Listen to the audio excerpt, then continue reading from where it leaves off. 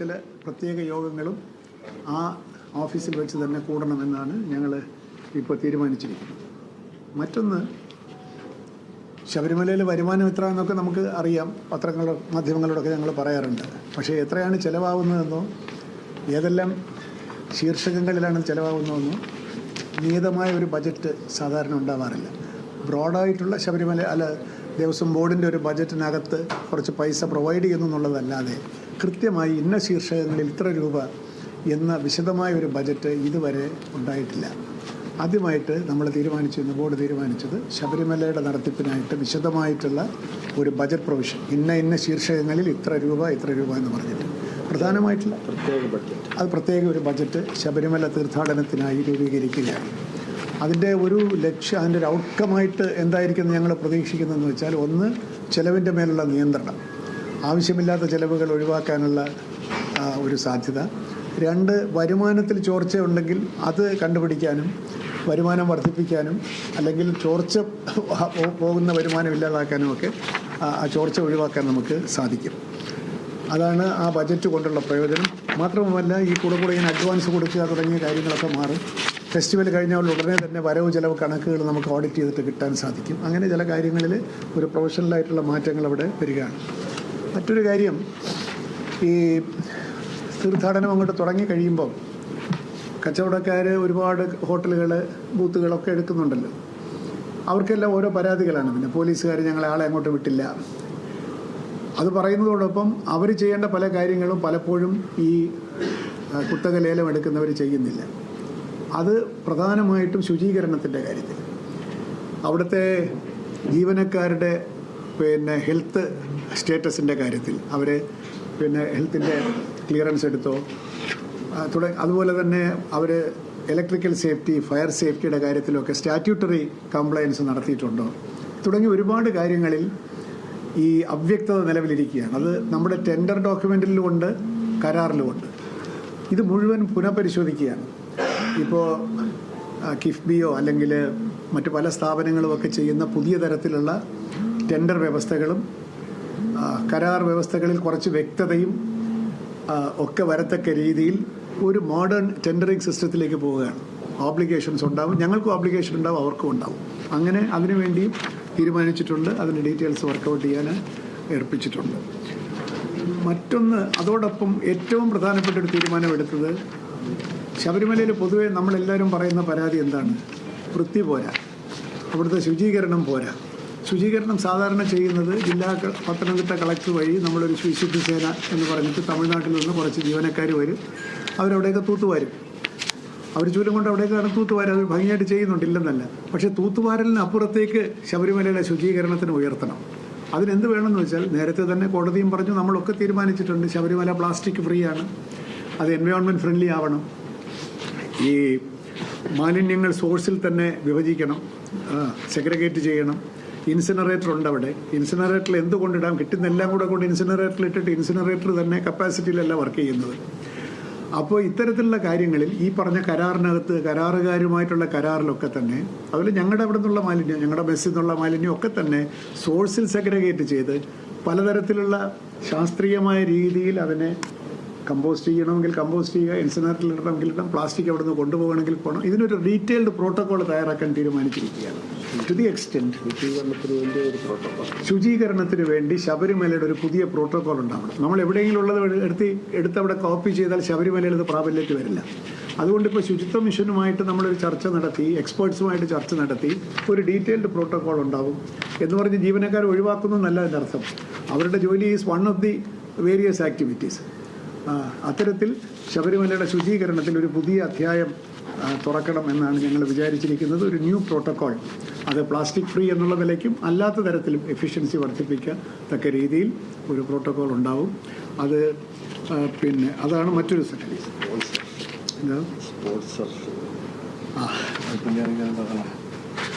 അതിനെപ്പറ്റി നമ്മളൊരു സ്പോൺസർഷിപ്പിനെ പറ്റി ഞങ്ങൾ പല പ്രാവശ്യം പറഞ്ഞെങ്കിൽ അത് പൂർത്തിയായില്ല. സ്പോൺസർഷിപ്പിൻ്റെ കാര്യത്തിൽ ചില ഗൈഡ് ലൈൻസ് ഇപ്പോൾ തന്നെ ഉണ്ട്. അത് കുറച്ചും കൂടെ പരിഷ്കരിച്ചിട്ട് അവിടെ നമ്മൾ ആവശ്യപ്പെടുന്ന കാര്യങ്ങൾ സ്പോൺസർ ചെയ്താൽ മതി എന്നുള്ളതാണ് ഒന്ന്. രണ്ട്, സ്പോൺസറായിട്ട് വരുന്നവർക്ക് കുറച്ചുകൂടെ അത് വിശദീകരിക്കാറുണ്ട്. ശബരിമല മാത്രമല്ല, നമ്മുടെ സാധാരണ ക്ഷേത്രങ്ങളിലുള്ള സ്പോൺസർഷിപ്പിനും ചില ഗൈഡ് ലൈൻസ് ആവശ്യമാണ്. ഇന്നതുകൊണ്ടത് പൂർത്തിയായില്ല. എങ്കിൽ പോലും ബ്രോഡായിട്ട് പറഞ്ഞാൽ ശബരിമലയിൽ ഇങ്ങോട്ട് വന്ന് ഞങ്ങൾ ഇതിന് സ്പോൺസർ ചെയ്യാം, മറ്റത് സ്പോൺസർ ചെയ്യാം എന്ന് പറയുന്ന ഒരു രീതി വേണ്ട. ഞങ്ങൾക്ക് എന്തെങ്കിലും അവിടെ ആവശ്യമുണ്ടെങ്കിൽ നമ്മൾ തന്നെ അഡ്വർടൈസ് ചെയ്യുകയോ നമ്മുടെ വെബ്സൈറ്റിലിടുകയോ ചെയ്തിട്ട് താല്പര്യമുള്ള സ്ഥാപനങ്ങളോ വ്യക്തികളോ ഇങ്ങോട്ട് വരട്ടെ, നമുക്ക് സ്പോൺസർഷിപ്പ് ഓൺ അവർ ടേംസ് സ്വീകരിക്കാം. അങ്ങനെ സ്വീകരിക്കുന്ന സ്പോൺസർമാരിൽ നിന്ന് ഡയറക്റ്റായിട്ട്, ഇടനിലക്കാരില്ല, ഡയറക്റ്റായിട്ട് സ്പോൺസറും ദേവസ്വം ബോർഡും കൂടെയുള്ള ഏർപ്പാടേ ഉള്ളൂ. അത് ഞങ്ങൾ പറയുന്ന കാര്യങ്ങൾക്ക് മതി, അല്ലാതെ അവരുടെ ആശയങ്ങൾ നടപ്പിലാക്കാനുള്ള വേദിയല്ല ശബരിമല. ഇതാണ് നമ്മൾ തീരുമാനിച്ചിരിക്കുന്ന ഒരു കാര്യം. പിന്നെ മുറികളുടെ ലഭ്യത, അതും ഇപ്രാവശ്യം എല്ലാ കാലത്തും അത് ഒരു വിഷയമാണ്. അത് നേരത്തെ ബഹുമാനപ്പെട്ട ഹൈക്കോടതി തന്നെ പറഞ്ഞിട്ടുണ്ട്. ഒരുപാട് മുറികൾ പല ആളുകളുടെയും കയ്യിലിരിക്കുന്നുണ്ട്. ചില കച്ചവടക്കാരുടെ കയ്യിലിരിക്കുന്നുണ്ട്, പരമ്പരാഗതമായിട്ട് അവിടെ വരുന്ന ചില വിസിറ്റേഴ്സിൻ്റെ കയ്യിലും ഇരിക്കുന്നുണ്ട്. ഡോണർമാരെന്ന് പറഞ്ഞ് വന്നിട്ട് ആ ഡോണർഷിപ്പിൻ്റെയൊക്കെ സമയം കഴിഞ്ഞിട്ടും മുറി കയ്യിൽ വെച്ചിട്ടുള്ളവരുണ്ട്. ചില വകുപ്പുകളും കയ്യിൽ വെച്ചിട്ടുണ്ട്. ഇതെല്ലാം തിരിച്ചെടുക്കണമെന്നാണ് ബോർഡിൻ്റെ തീരുമാനം. തിരിച്ചെടുത്ത് നവീകരിക്കണം, അസെൻഷ്യലായിട്ടുള്ള റിപ്പയറുകളൊക്കെ ചെയ്യണം. എന്നിട്ടൊരു ഡേറ്റാബേസ് ഉണ്ടാക്കി അതിന് ഹൗസ് കീപ്പിങ്ങിന് ഒരു ഏജൻസിയെ, ഒരു പ്രൊഫഷണൽ ഏജൻസിയെ ലേലത്തിൽ എന്താണ് നമ്മൾ ടെൻഡർ വഴി കണ്ടെത്തി. ഇപ്പോൾ അവിടെ ഹൗസ് കീപ്പിംഗ് എന്നൊരു സംഭവമില്ല.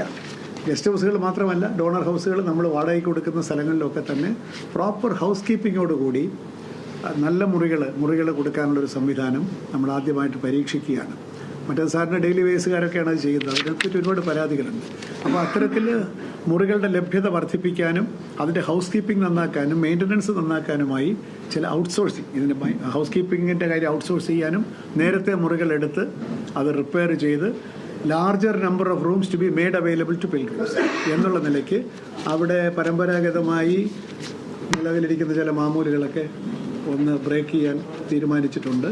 അത് വലിയ മാറ്റങ്ങളവിടെ ഉണ്ടാക്കും എന്നാണ് ഞങ്ങളുടെ പ്രതീക്ഷ. കമ്പ്യൂട്ടറൈസേഷൻ ഓഫ് കോഴ്സ് ഞങ്ങളുടെ അവിടുത്തെ വെബ്സൈറ്റ് തന്നെ, ശബരിമല വെബ്സൈറ്റ് തന്നെ ഇതിന് ആനുപാതികമായി നവീകരിക്കാൻ തീരുമാനിച്ചിട്ടുണ്ട്. ഇതൊക്കെയാണ് പൊതുവായിട്ട് ശബരിമലയെ സംബന്ധിച്ച് അത് പറഞ്ഞു കൂടെ പറഞ്ഞു ഞാൻ മാത്രം പറയണം. പിന്നെ ഉള്ളതേ മറ്റത് ഇത് ഹാർഡ് കോർ തീരുമാനങ്ങളാണ്. ഇനി കുറച്ച് സോഫ്റ്റ് കാര്യങ്ങളുണ്ട്. അതെന്താണെന്ന് വെച്ചാൽ നമ്മളിപ്പോൾ ഏറ്റവും കൂടുതൽ ആളുകൾ വരുന്നത് ആന്ധ്രയിൽ നിന്നാണ്. ആന്ധ്ര, തെലങ്കാന, തെലുഗു സ്പീക്കിംഗ്, പിന്നെ തമിഴ്, പിന്നെ കന്നഡ, പിന്നെ കേരളം. പക്ഷേ അവിടുത്തെ അനൗൺസ്മെൻ്റ് എന്ന് പറഞ്ഞാൽ മലയാളത്തിൽ കണ്ടിന്യൂസ് ഇങ്ങനെ അനൗൺസ്മെൻ്റ് ഉണ്ട്, പിന്നെ കുറച്ച് തമിഴുമുണ്ട്, പിന്നെ തെലുങ്ക് പോലെ ഒരു ഭാഷയിൽ എന്തോ പറയുന്നുണ്ട്. തെലുങ്കാണോ എന്ന് നമുക്ക് അറിഞ്ഞുകൂടാ. അപ്പോൾ അതുകൊണ്ട് ഇതൊക്കെ കുറച്ചൊന്ന് മോഡിഫൈ ചെയ്തിട്ട് പ്രോപ്പറായിട്ടുള്ള ആളുകളെ വച്ചിട്ട് തന്നെ തെലുങ്കിലും തമിഴിലും കന്നഡയിലും മലയാളത്തിലും കൃത്യമായ അനൗൺസ്മെൻറ്റ്സ് നടത്തണം. പിന്നെ ഞാൻ ഇങ്ങനെ അനൗൺസ്മെൻറ്റ് മാത്രമാണ്, ഇടയ്ക്ക് ഇത്തിരി തെലുങ്ക് പാട്ടോ ഇത്തിരി തമിഴ് പാട്ടോ ഒക്കെ ചെയ്ത് ആളുകളെ ഒന്ന് എൻ്റർടൈൻ ചെയ്യുക. രണ്ട്, ഇവർ പമ്പയിലോ അല്ലെങ്കിൽ നിലയ്ക്കലോ വെയിറ്റ് ചെയ്യുമ്പോൾ, അതുപോലെ സന്നിധാനത്തും വെയിറ്റ് ചെയ്യുമ്പോൾ നമുക്ക് അവിടെ ഇപ്പോൾ അങ്ങനെ കൾച്ചറൽ പ്രോഗ്രാം ഒന്നുമില്ല. എന്തുകൊണ്ട് ഈ നിലയ്ക്കലിലൊക്കെ നമ്മൾ ഒരു കൊച്ചു സ്റ്റേജ് ഉണ്ടാക്കിയിട്ടുണ്ടെങ്കിൽ സ്ഥിരമായ ആളുകൾ അവിടെ വെയിറ്റ് ചെയ്തോളും. അത് തെലുങ്കിലും കന്നഡയിലെയും തമിഴിലെയും ഒക്കെ പരിപാടികൾ നമ്മളൊരു ഒരു റോസ്റ്റർ വെച്ചിട്ട് കുറേയൊക്കെ സ്പോൺസർഷിപ്പ് വഴി വരുമായിരിക്കും, അവർ തന്നെ സ്വയം സമർപ്പിക്കും. അല്ല, പ്രധാനപ്പെട്ട ആളുകൾക്ക് ഇത്തിരി കാശ്, അതിനൊരു കലണ്ടർ ഉണ്ടാക്കി അത് പബ്ലിഷ് ചെയ്ത് so that they are taken care of. പിന്നെ ഇൻഫർമേഷൻ കിയോസ്കുകളൊക്കെ തന്നെ ഈ ഭാഷയിലും കൂടി അവിടെ ലഭ്യമാക്കിയാൽ അവർക്ക് വളരെ കംഫർട്ടബിൾ ആയിരിക്കും. നമ്മൾ തന്നെ ഒരു സ്ഥലത്ത് പോയാൽ മലയാളത്തിൽ അന്വേഷിക്കാൻ പറ്റുമെങ്കിൽ നമ്മൾ കുറച്ചൊരു കംഫർട്ട് ലെവൽ കൂടും. അപ്പോൾ ഒരു തെലുങ്ക് കിയോസ്ക്, കന്നഡ കിയോസ്കൊക്കെ നമുക്ക് നിലയ്ക്കൽ കൊടുക്കാൻ പറ്റുമെങ്കിൽ അത് ഇവരുടെ ക്വാളിറ്റി ഓഫ് പിൽഗ്രിമേജിന്, അത് ഞാൻ പറയാം, സോഫ്റ്റ് ആസ്പെക്റ്റ് ആണെങ്കിലും അത് വല്ലാതെ ബാധിക്കുമെന്നാണ് ഞങ്ങൾ വിചാരിക്കുന്നത്. പിന്നെ ഒരു വലിയ തീരുമാനം എടുത്തിട്ടുണ്ട്. അത് പ്രാവർത്തികമാക്കാൻ ഇത്തിരി ബുദ്ധിമുട്ടാണ്. എങ്കിലും മറ്റ് സംസ്ഥാനങ്ങളിലുള്ള അയ്യപ്പ ഡിവോട്ടീസുമായിട്ട് ബന്ധം സ്ഥാപിക്കണം. അതിന് പലതും ആലോചിക്കുന്നുണ്ട്. ഏറ്റവും ഒരു പ്രധാനപ്പെട്ട തീരുമാനം, എന്തുകൊണ്ടൊരു മാസിക ഞങ്ങൾക്ക് തുടങ്ങിക്കൂടാ? ശബരിമല സന്ദേശം എന്നുള്ള പേരിൽ ഒരു പ്രത്യേക സംവിധാനത്തിൽ ചെയ്യാൻ പറ്റും. എല്ലാ മാസവും ഇറങ്ങണം. അത് തെലുങ്കിലും കന്നഡയിലും തമിഴിലും മലയാളത്തിലും ഇംഗ്ലീഷിലും ഉണ്ടാവണം. അത് വലിയ ഒരു 24 പേജ് ഞങ്ങൾ ഉദ്ദേശിക്കുന്നുള്ളൂ. എല്ലാ മാസവും വിഷു തൊട്ട് വിഷു എന്ന് ഞാൻ പറയുന്നില്ല, ആസ് ഏർലി ആസ് പോസിബിൾ ഇറക്കി ഈ സംസ്ഥാനങ്ങളിലൊക്കെ നമുക്ക് കുറച്ച് ആദ്യം വേണമെങ്കിൽ സൗജന്യമായിട്ട് കൊടുക്കാം, കുറച്ച് കഴിയുമ്പോൾ പരസ്യമൊക്കെ കിട്ടും. ശബരിമലയുമായിട്ടുള്ളൊരു കമ്മ്യൂണിക്കേഷൻ നിലനിർത്താൻ അത് വളരെ സഹായകമാവുമെന്നാണ് ഞാൻ വിചാരിക്കുന്നത്. ദേ ഫീൽ കണക്റ്റഡ്, ഒരു കണക്ടിവിറ്റി നമ്മുടെ ഷ്രൈനുമായിട്ടുണ്ട്. ഇപ്പോൾ ഒരു ഏലിയനേഷനാണ്, ഇവിടെ വന്ന എല്ലാം മലയാളത്തിലാണ്. അപ്പോൾ അതൊക്കെ മാറ്റാൻ ഇങ്ങനൊരു ശബരിമല സന്ദേശ് എന്നൊരു സംഗതി കൂടി നമ്മൾ ചെയ്തിട്ടുണ്ട്. ഇനിയും കുറച്ച് കാര്യങ്ങളിവിടെ ഉണ്ട് കേട്ടോ, വേറെ വല്ല ഞാൻ വിട്ടുപോയി. പിന്നെ ഉള്ളത് ഈ ദിവസവേതന ജോലിക്കാരുടെ കാര്യത്തിൽ അവിടെ ഇപ്പോൾ തന്നെ പത്രത്തിലും കോടതിയൊക്കെ പിടിച്ചല്ലോ, മാസം 15,000 രൂപ കിട്ടുന്ന ദിവസവേതനക്കാർ ആഴ്ചയിൽ തന്നെ 25,000 രൂപ വീട്ടിലേക്ക് അയച്ചുകൊണ്ടിരിക്കുന്നതൊക്കെ വന്നു വിജിലൻസ് പിടിച്ചു. അതെങ്ങനെയാണ്? അവിഹിതമായ മാർഗ്ഗങ്ങളിലൂടെ ഉണ്ടായ കാശാണ്. ഈ 10,500 പേരാണ് ദിവസവേതനക്കാരായിട്ട് അവിടെ വരുന്നത്. വാസ്തവത്തിൽ ഇത്രയും പേർക്ക് ജോലി ഉണ്ടോ എന്ന് നമുക്ക് അറിഞ്ഞുകൂടാ. അതെല്ലാം പുനഃപരിശോധിച്ചിട്ട് ഇപ്പോൾ എടുക്കുന്ന ദിവസവേതനക്കാരുടെ എണ്ണം, പ്രത്യേകിച്ച് ഈ റൂമൊക്കെ നമ്മൾ അതിൻ്റെ ഹൗസ് കീപ്പിംഗ് ഒക്കെ ഔട്ട്സോഴ്സ് ചെയ്യുകയാണ് എങ്കിൽ ഇവരുടെ എണ്ണം നമ്മളിപ്പോൾ തീരുമാനിച്ചിരിക്കുന്ന 4-1 കുറയ്ക്കണമെന്നാണ്. അത്രയും പറ്റൂലായിരിക്കാം, പക്ഷേ എങ്കിലും കുറച്ച് നിശ്ചിതമായിട്ട് 1/4 കുറയ്ക്കണം. ഈ ഡെയിലി ബേസൊക്കെ അവരെ സെൻസിറ്റീവായിട്ടുള്ള ജോലികളിലൊന്നും പ്രവേശിപ്പിക്കാൻ ഉദ്ദേശിക്കുന്നില്ല. ലൈക്ക് മുറി വാടക കൊടുക്കുക, പിന്നെ പൈസ എണ്ണുക, അതൊക്കെ വളരെ ശ്രദ്ധിച്ച് ചെയ്യേണ്ട കാര്യങ്ങളാണ്. ഇത് കുറച്ചുകൂടി ഒരു ജാഗ്രത ഉണ്ടാവും. എന്താ ഭണ്ഡാരം ഡ്യൂട്ടി ഒഴിവാക്കുക എന്നൊക്കെയാണ് നമ്മൾ ഉദ്ദേശിക്കുന്നത്. അപ്പോൾ ഇത് തുടക്കമേ ആയുള്ളൂ. ഇനി ശബരിമല തീർത്ഥാടനത്തിൻ്റെ ഒരു ക്വാളിറ്റേറ്റീവ് മേക്ക് ഓവർ, ഒരു ഗുണപരമായിട്ടുള്ളൊരു വലിയ പരിണാമം ഈ വർഷം നടപ്പിലാക്കണമെന്നുള്ള ബോർഡിൻ്റെ ഉത്തമമായ ബോധ്യത്തിലാണ് ഇന്ന് കുറച്ച് തീരുമാനങ്ങൾ എടുത്തത്. ഇനിയും കുറച്ചുകൂടെ ഉണ്ട്, അത് സമയത്ത് നിങ്ങൾ അറിയിക്കുന്നതായിരിക്കും. ഇതൊരു തുടക്കം മാത്രം. എന്താ? അപ്പോൾ ശബരിമല ഇട്ടല്ലോ ഉണ്ട്. ശബരിമലയിലെ യുവതീ പ്രവേശനത്തിനെ സംബന്ധിച്ചിടത്തോളം ബോർഡ് ചർച്ച ചെയ്തു. ബോർഡിന് അതിനകത്ത് ആശയ കുഴപ്പമൊന്നും തന്നെ ഇല്ല. നമ്മുടെ ബോർഡ് തിരുവിതാംകൂർ ദേവസ്വം ബോർഡ് രൂപീകരിച്ചിരിക്കുന്നതും ആ നിയമം അനുസരിച്ചും ക്ഷേത്രങ്ങളെയും ക്ഷേത്രാചാരങ്ങളെയും പരിരക്ഷിക്കുക എന്നുള്ളതാണ്. അതുകൊണ്ട് തന്നെ ഇന്ന് സുപ്രീം കോടതിയിൽ നിലവിലുള്ള ആ ഉത്തരവിന് കണ്ടസ്റ്റ് ചെയ്യുക എന്നുള്ളത് തന്നെയാണ് നമ്മുടെ തീരുമാനം. അവിടെ കാലാകാലങ്ങളിലായിട്ട് നിലവിൽ നിന്ന സ്ത്രീ പ്രവേശനത്തെ സംബന്ധിക്കുന്ന ആചാരങ്ങൾ നിലനിർത്തുക എന്നുള്ളതാണ് ബോർഡിൻ്റെ സുചിന്തിതമായ അഭിപ്രായം. അത് കോടതിയെ അറിയിക്കാൻ മാർച്ച് 14 മുമ്പ് അറിയിക്കണം. അത് അറിയിക്കാൻ നമ്മളെ ബന്ധപ്പെട്ടവരെ ചുമതലപ്പെടുത്താൻ തീരുമാനിച്ചു. അതിനുള്ള റെസൊല്യൂഷനും എടുത്തിട്ടുണ്ട്. 2 റെസൊല്യൂഷനും ഇന്ന് ബോർഡ് എടുക്കുകയുണ്ടായി. ഇത്രയൊക്കെയാണ് ഇന്നത്തെ പ്രധാന തീരുമാനം. പുനഃപരിശോധിക്കുന്നതൊക്കെ അവരുടെ ആവശ്യം, പക്ഷെ ആ വിധി നമ്മൾ അനുകൂലിക്കുന്നില്ല എന്നുള്ളതാണ്. പുനഃപരിശോധിക്കേണ്ടത് നമുക്ക് പറയാൻ പറ്റില്ലല്ലോ. ആ വിധിയെ നമ്മളവരോട് ആചാരാനുഷ്ഠാനങ്ങൾ സംരക്ഷിക്കുക, അറിയിക്കാം. അതുകൊണ്ടാണ് ഇന്ന് ബോർഡ് തീരുമാനം എടുത്തത്. ഇതിപ്പോൾ റെസൊല്യൂഷനാണ് ഞങ്ങൾ എടുത്തത്. നമുക്ക് കിട്ടിയ അഡ്വൈസ് അങ്ങനെയാണ്. നമ്മൾ റെസൊല്യൂഷനായിട്ട് എടുത്തിട്ട് ഇനി അഫിഡവിറ്റ് കൊടുക്കണം. നേരത്തെയും ബോർഡ് ഈ തീരുമാനം തന്നെയാണ് എടുത്തിട്ടുള്ളത്. ഇല്ലില്ല, ബോർഡ് അങ്ങനെ എടുത്തിട്ടില്ല. വ്യക്തികൾ എടുത്തിട്ടുണ്ടെന്ന് പറഞ്ഞാൽ ദേവസ്വം ബോർഡ് എടുത്തിട്ടില്ല. ദേവസ്വം ബോർഡ് കാരണം ഞങ്ങൾക്ക് അങ്ങനെ സാധിക്കുള്ളൂ. This board is constituted for the purpose of upholding പിന്നെ ആചാരങ്ങളും ക്ഷേത്രാചാരങ്ങളും അനുഷ്ഠാനങ്ങളും.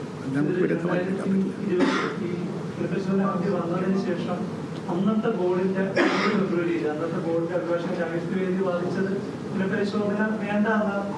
പുനഃപരിശോധന വേണമോ വേണ്ടേ എന്നുള്ള വിഷയം ഞങ്ങളുടെ ഒരു പരിഗണനയിൽ വരുന്നില്ല. പരിശോധിക്കുമ്പോൾ എന്തായിരിക്കണം ഞങ്ങളുടെ സ്റ്റാൻഡ് എന്നുള്ളത് മാത്രമേ നമുക്ക് വിശദീകരിക്കാൻ പറ്റുള്ളൂ.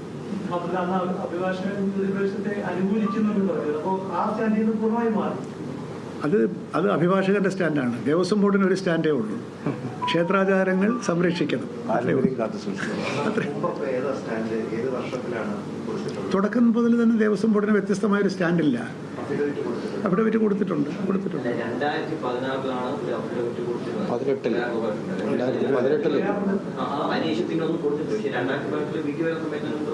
ആർഗ്യുമെന്റ് അതൊന്നും പ്രസക്തമല്ല. ഇതാണ് stand. This is our stand. നേരത്തെ ഉള്ള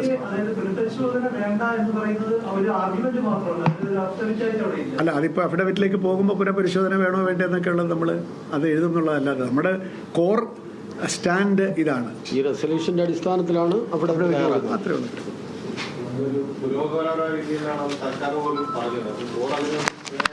ബോർഡ് അതിനകത്തൊക്കെ കമന്റ് ചെയ്യേണ്ട വല്ല ആവശ്യമുണ്ടോ? ബോർഡിന്റെ തീരുമാനം ഇതാണ്. ബോർഡ് എന്തിനാണ് ഇതൊക്കെ പറയുന്നത്? സർക്കാരിനോട് തന്നെ ചോദിക്കണം, സർക്കാരിനോട് തന്നെ ചോദിക്കണം. കേട്ടോ, ബോർഡിന്റെ തീരുമാനം ഇതാണ്. ഇല്ല, ബോർഡിന് ഞങ്ങളുടെ തീരുമാനമല്ലേ എടുക്കുന്നു. ഞങ്ങളുടെ തീരുമാനം ആചാരാനുഷ്ഠാനങ്ങൾ പാരമ്പര്യവും കാത്തുസൂക്ഷിക്കുക, ആചാരാനുഷ്ഠാനങ്ങൾ സംരക്ഷിക്കുക.